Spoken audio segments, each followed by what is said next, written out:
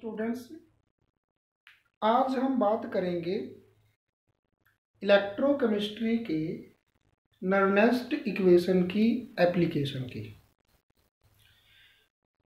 नर्नेस्ट equation मैंने बताई थी आपको कि जैसे अगर हमें किसी सेल की या किसी इलेक्ट्रोड की ईएमएफ कैलकुलेट करनी है condition other than standard condition के से अलावा दूसरी कंडीशंस पर, तो हम नर्नेस्ट इक्वेशन का यूज करेंगे।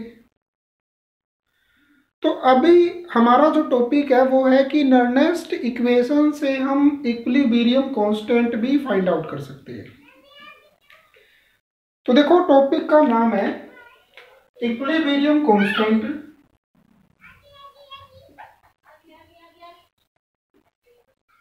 Equilibrium constant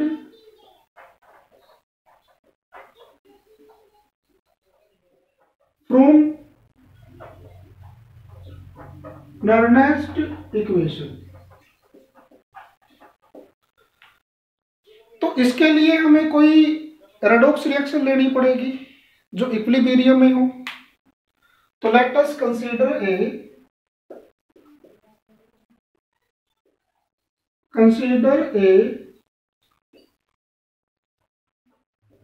redox reaction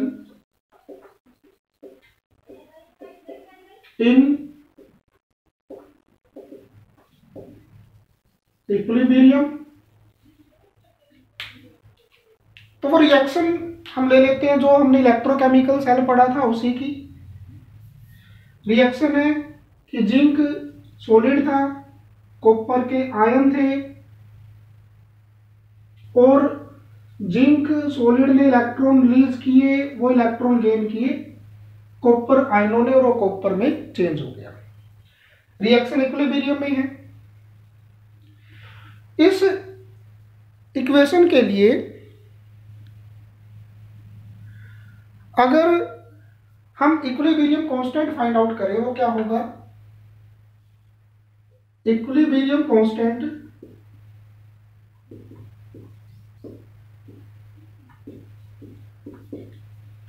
for given reaction. Equilibrium constant को हम कैसे से डिनोट करते हैं? Equilibrium constant may be defined as the product of molar concentration of product to the product of molar concentration of reactant। ये +1 की equilibrium unit में था। तो यानी कि जिंक आयन की मोलर कंसेंट्रेशन और साथ में प्रोडक्ट में क्या है? कॉपर जो कि प्योर सॉलिड है, divide by reactant zinc solid और साथ में कॉपर के आयन है। और साथ में एक प्रॉपर्टी और पढ़ी थी कि अगर कोई भी प्योर सॉलिड और लिक्विड है हमारे पास तो उसकी मोलर कंसेंट्रेशन हमेशा 1 होती है। तो इट मीन्स इसकी और इसकी मोलर कंसेंट्रेशन क्या होगी? 1। तो यहाँ पे 1 पुट करने के बाद हमारे पास जो Kc की वैल्यू आएगी वो आएगी जिंक आयन ऊपर आ जाएगा, इसकी molar concentration divide by copper ions की मोलर कंसेंट्रेशन। और इसी इक्वेशन के लिए अगर नर्नेस्ट इक्वेशन हम लिखें तो क्या होगी वो? यानी कि Nernst equation for given cell reaction. जो गिवन सेल रिएक्शन है उसके लिए नर्नेस्ट इक्वेशन होगी E cell is equal to E naught cell minus के 0.0591 डिवाइड बाय 2। इलेक्ट्रॉन कितने इन्वॉल्व है यहाँ पे? 2। तो यहाँ पे n की जगह हमने 2 पुट कर दिया, सिंपल लॉग, और यहाँ एनोड की molar concentration divide by cathode की मोलर कंसेंट्रेशन। तो गिवन सेल रिएक्शन में जिंक एनोड है और कॉपर कैथोड है। तो देखो यहाँ पे जो ये टर्म है ये वाली टर्म है और इसको हम क्या लिख सकते हैं? Kc। तो इट मीन्स इसकी जगह पे क्या पुट करेंगे हम? कैसे पुट कर देंगे, इसको 1 देंगे नाम, इसको 2 देंगे और use the value of 1 in 2, use the value of 1 इन 2। तो यहां से हमारे पास इक्वेशन क्या बनेगी, देखो जब सेल इक्विलिब्रियम में होता है तो वो वर्क नहीं करता, इट मीन्स ई सेल क्या हो जाएगी, 0। तो ई सेल की वैल्यू 0 होगी, ई नोट सेल माइनस के 0.0591 divide by 2 logarithm of KC. हम यहां पे मेंशन भी कर देंगे कि at equilibrium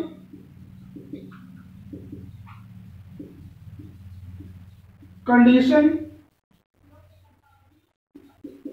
E cell is equal to 0, E cell is equal to 0।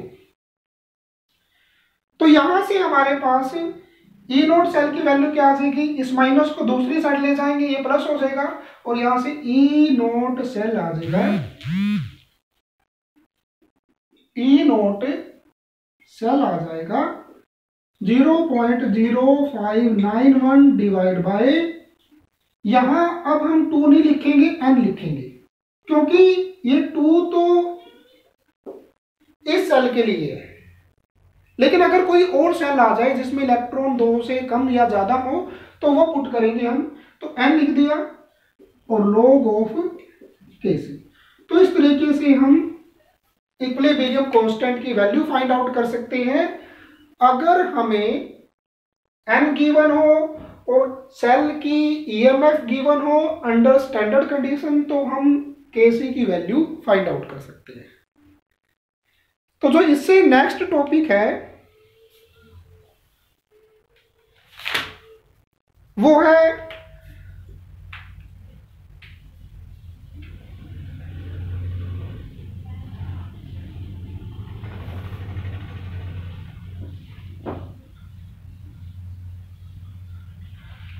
Relation between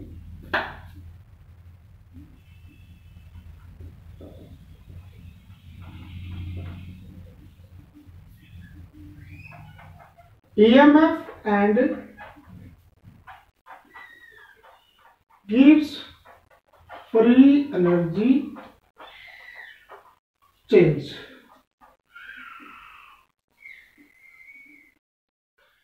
तो देखो इसमें क्या है कि जब इलेक्ट्रोकेमिकल सेल इलेक्ट्रिसिटी प्रोड्यूस करता है तो उस इलेक्ट्रिसिटी का हम यूज करते हैं इलेक्ट्रिकल वर्क करने के लिए, जैसे फैन चलाने के लिए, माइक्रोवेव चलाने के लिए या बल्ब जलाने के लिए। तो यानी कि इलेक्ट्रिकल एनर्जी जो रिलीज होती है वो यूज की जाती है इलेक्ट्रिकल वर्क करने के लिए। जितनी इलेक्ट्रिकल एनर्जी रिलीज होती है उतना ही इलेक्ट्रिकल वर्क हो पाता है। अब हमें जस्ट ये फाइंड आउट करना है कि कितनी इलेक्ट्रिसिटी जनरेट होती है, जिससे हमें पता लगेगा कि कितना इलेक्ट्रिकल वर्क होगा। जितनी इलेक्ट्रिसिटी जनरेट होगी, जितनी इलेक्ट्रिकल एनर्जी निकलेगी, उतना ही इलेक्ट्रिकल वर्क भी होगा। तो इट मीन्स इलेक्ट्रिकल एनर्जी निकलती है, ये वो वैल्यू डिपेंड करती है कि सेल की ईएमएफ कितनी है और साथ में सेल के अंदर से कितना चार्ज पास हो रहा है, उतनी उसमें से इलेक्ट्रिकल एनर्जी रिलीज होती है और उतना ही इलेक्ट्रिकल वर्क भी होता है। तो इट मीन्स टॉपिक को स्टार्ट करते हैं। We know that electrical energy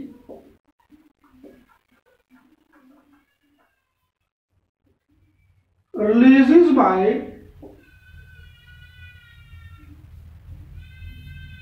electrochemical cell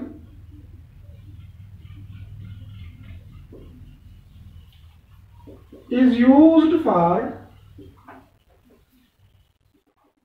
electrical work and electrical energy released is depend upon EMF of cell and quantity of charge passed, जितनी क्वांटिटी चार्ज की उसमें से पास होती है।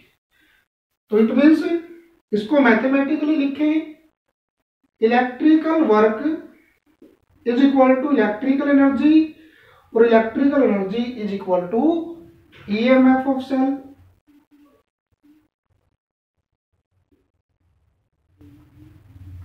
Multiply में जितना उसमें से चार्ज पास करेगा।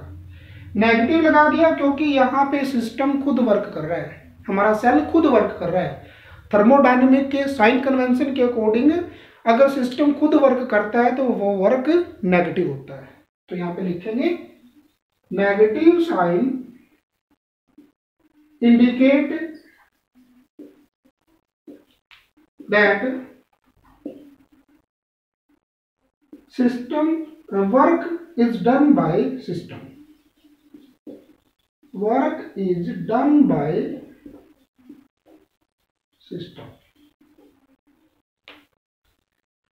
और जो चार्ज की वैल्यू है वो डिपेंड करती है कि उसमें से कितने मोल्स इलेक्ट्रॉन पास हो रहे हैं, और एक मोल इलेक्ट्रॉन के ऊपर जो चार्ज होता है वो होता है 96,500 कोलम, यानी कि 1 फराडे। तो we also know Q is equal to N multiply F. N number of mole of electron, F charge on 1 mole of electron. तो इसको अगर हम 1 नाम दें तो पुट इन 1 यानी कि use in 1 we get W electrical is equal to minus के क्या की जगह पुट कर दिया NF, तो ये मैंने पहले लिख लिया, और लास्ट में E नोट सेल। तो इतना इलेक्ट्रिकल वर्क होगा। अब देखो वर्क होगा मतलब वो यूजफुल वर्क होगा, और यूजफुल वर्क की टर्म हमने रीड की थी गिब्स फ्री एनर्जी चेंज में। गिब्स फ्री एनर्जी क्या होती है कि वो एनर्जी जो अवेलेबल होती है किसी यूजफुल वर्क को करने के लिए। तो it means we also know कि इलेक्ट्रिकल जो वर्क है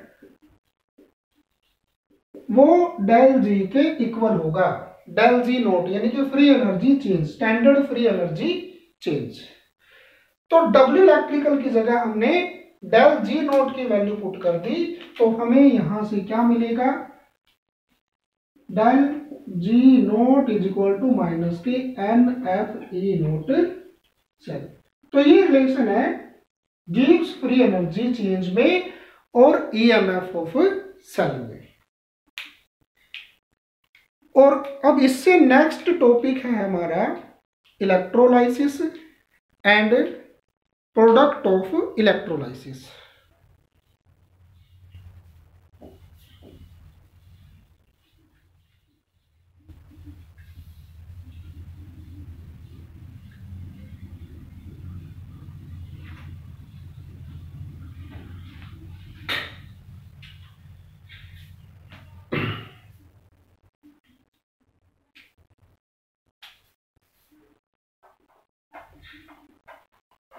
Electrolysis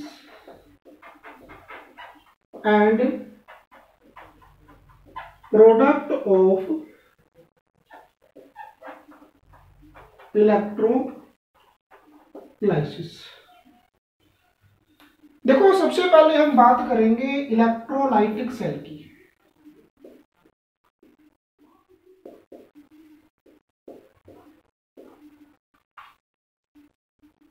इलेक्ट्रोलाइटिक सेल यानी कि कोई ऐसा डिवाइस जो इलेक्ट्रिकल एनर्जी को केमिकल एनर्जी में कन्वर्ट करे। इससे पहले इलेक्ट्रोकेमिकल सेल पढ़ा था, जो केमिकल एनर्जी को इलेक्ट्रिकल एनर्जी में कन्वर्ट करता था। तो ये उससे अपोजिट है। तो the device which convert electrical energy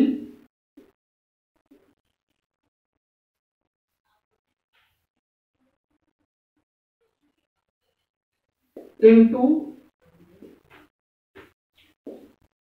chemical energy, जो इलेक्ट्रिकल एनर्जी को केमिकल एनर्जी में कन्वर्ट करे। अब बात करती है इलेक्ट्रोलाइसिस की। इलेक्ट्रोलाइसिस क्या होती है?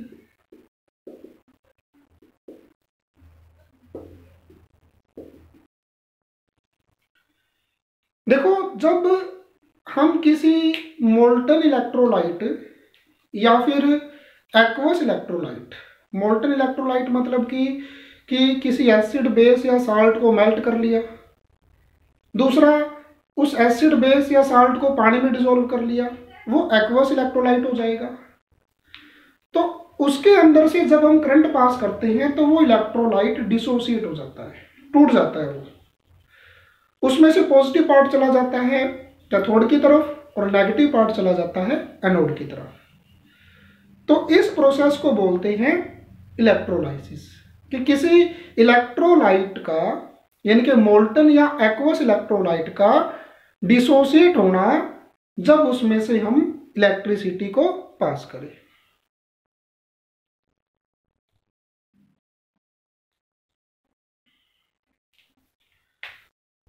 The process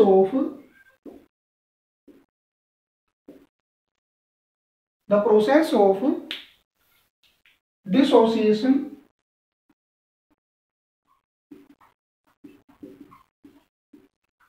of molten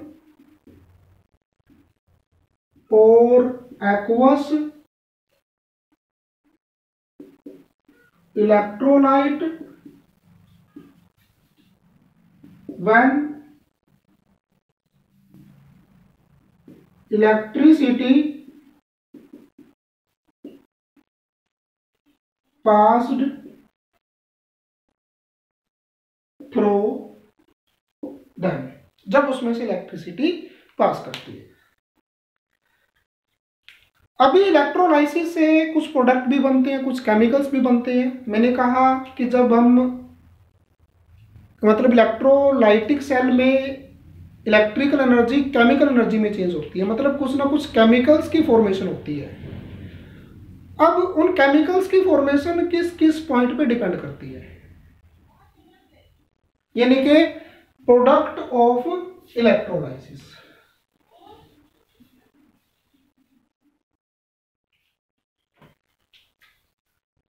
product of electrolysis,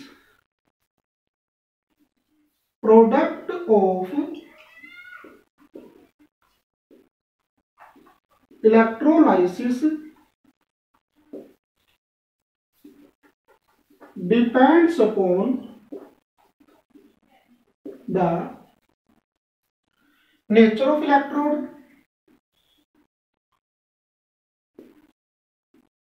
nature of electrodes, और सेकंड है oxidizing and reducing species।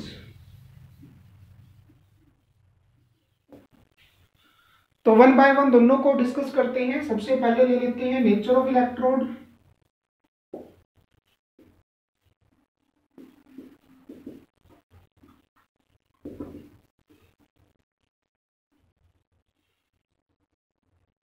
Nature of electrode में देखो, इलेक्ट्रोड दो तरह के होते हैं।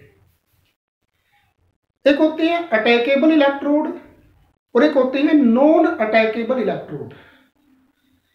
अटैकेबल इलेक्ट्रोड वो होते हैं जो खुद सेल रिएक्शन में, केमिकल रिएक्शन में पार्टिसिपेट करते हैं, और नॉन अटैकेबल इलेक्ट्रोड वो होते हैं जो इनर्ट है, मतलब जो रिएक्शन में पार्टिसिपेट नहीं करते। तो यानी कि फर्स्ट आ जाएगा इसमें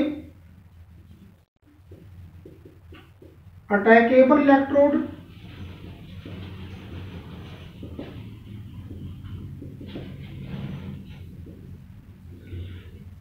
these electrodes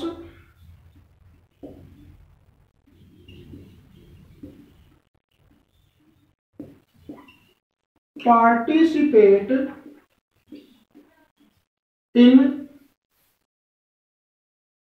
chemical reaction। देखो एग्जाम्पल है कि जैसे हमारे पास कोई इलेक्ट्रोलाइट है, जिंक सल्फेट है, और इसमें हमने जिंक की रोड डाल दी। तो जैसे इलेक्ट्रोड पोटेंशियल में हुआ था वैसा ही कंसेप्ट है ये कि पॉसिबिलिटी क्या क्या है कि इस इलेक्ट्रोड से जिंक के आयन इलेक्ट्रोलाइट में चले जाएं, और जैसे जिंक के आयन इलेक्ट्रोलाइट में जाएंगे तो इस इलेक्ट्रोड पे नेगेटिव चार्ज आ जाएगा, और फिर उसी अमाउंट में इस सॉल्यूशन के अंदर से, इस सॉल्यूशन के अंदर भी जिंक के आयन है, वो भी इसके ऊपर डिपॉजिट हो जाएंगे उतने ही अमाउंट में।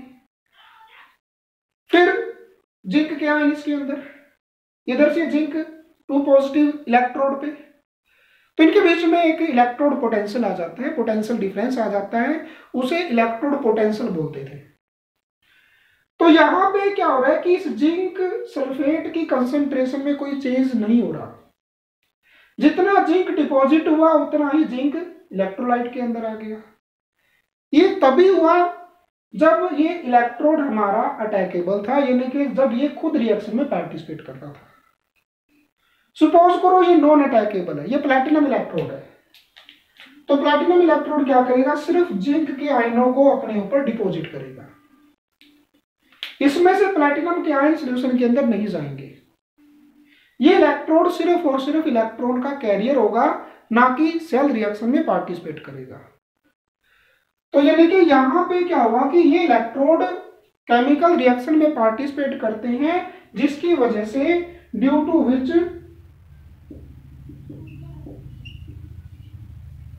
विच कंसंट्रेशन या कंपोजिशन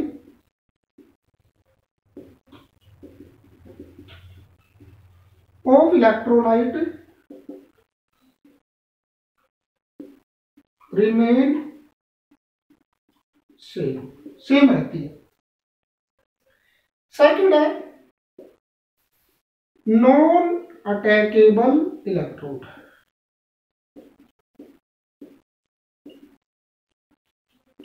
यानी कि these electrodes do not participate in cell reaction, ये सेल रिएक्शन में पार्टिसिपेट नहीं करते। सेकंड फैक्टर है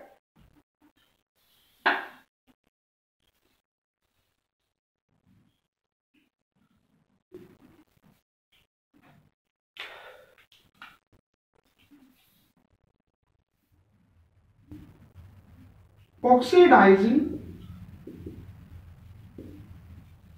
and reducing species। कई बार क्या होता है कि इलेक्ट्रोलाइट में 2 या 2 से ज्यादा पॉजिटिव आयन होते हैं और 2 या 2 से ज्यादा नेगेटिव आयन होते हैं। तो कैथोड नेगेटिव, तो नेगेटिव इलेक्ट्रोड पे पॉजिटिव आयन आएंगे। तो मान लो 2 पॉजिटिव आयन है, तो दोनों के दोनों डिस्चार्ज नहीं होते, दोनों में से एक ही आयन डिस्चार्ज होता है, एक ही कैथोड के ऊपर जाके डिपॉजिट होता है। ऐसे ही नेगेटिव आयंस है, मान लो 2 नेगेटिव आयंस है और नेगेटिव आयंस कहां जाते हैं, एनोड की तरफ, तो दोनों ही नेगेटिव आयंस में से कोई एक ही नेगेटिव आयन डिस्चार्ज होता है, यानी कि लिबरेट होता है एनोड के ऊपर। लिबरेट मतलब कि कोई गैस बनेगी बाहर चली जाएगी, वो आयंस डिस्चार्ज होके गैस में कन्वर्ट हो जाते हैं और बाहर चले जाते हैं। तो देखो अब कैथोड और एनोड पे कौन कौन से आयन डिस्चार्ज होंगे। जैसे कैथोड, एट कैथोड, कैथोड पे पॉजिटिव आयन डिस्चार्ज होंगे और वही आयन डिस्चार्ज होगा जिसकी ई नोट वैल्यू ज्यादा होगी। मान लो दो पॉजिटिव आयन है, दोनों में से जिसकी ई नोट वैल्यू, इलेक्ट्रोकेमिकल सीरीज की एप्लीकेशन में भी आता है ये, कि जिसकी ई नोट वैल्यू इलेक्ट्रोकेमिकल सीरीज से देखनी पड़ेगी हमें, जिसकी ई नोट वैल्यू ज्यादा होगी वही जाके कैथोड के ऊपर डिस्चार्ज होगा। फॉर एग्जाम्पल H पॉजिटिव और Na पॉजिटिव है। H पॉजिटिव की ई नोट वैल्यू है 0 और Na पॉजिटिव की ई नोट वैल्यू है -2.71। यानी कि अगर हमारे पास एक है H पॉजिटिव और एक है Na पॉजिटिव, ई नोट वैल्यू है इसकी 0 है, इसकी -2.71 वोल्ट है, तो दोनों में से ई नोट वैल्यू किसकी ज्यादा है, H पॉजिटिव की, तो यही जाके कैथोड पे डिस्चार्ज होगा और Na पॉजिटिव सॉल्यूशन में रहेगा। तो यानी कि at cathode that ions, that positive ion get discharged which has highest higher E note value, higher E note value। तो H पॉजिटिव डिस्चार्ज होगा as compare to Na positive. उसी तरीके से एट एनोड,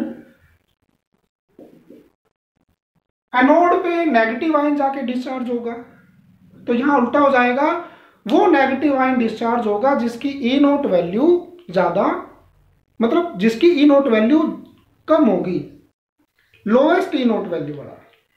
जैसे दो नेगेटिव आयन है, एक OH negative है और एक Cl नेगेटिव है, तो Cl नेगेटिव की ई नोट वैल्यू है 1.36 और OH की ई नोट वैल्यू है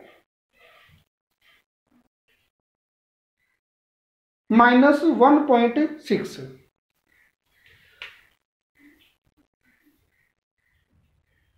जैसे एग्जाम्पल लेते हैं Cl नेगेटिव और OH नेगेटिव।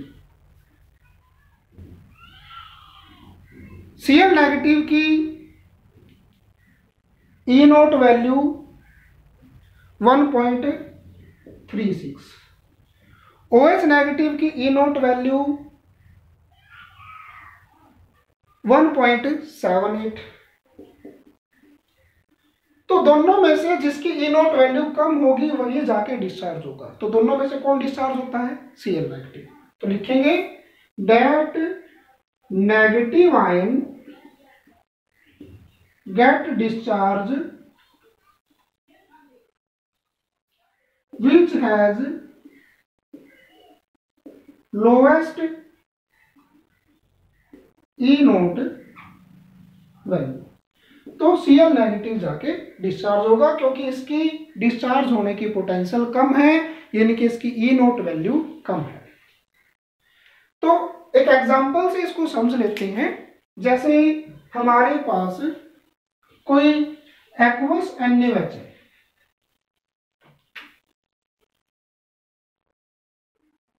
एक्वस NaOH में क्या होंगे, Na पॉजिटिव होगा, एक्वस NaCl ले लिया, Na पॉजिटिव होगा, Cl नेगेटिव होगा, H पॉजिटिव होगा और OH नेगेटिव होगा। इलेक्ट्रोड डाल दिए,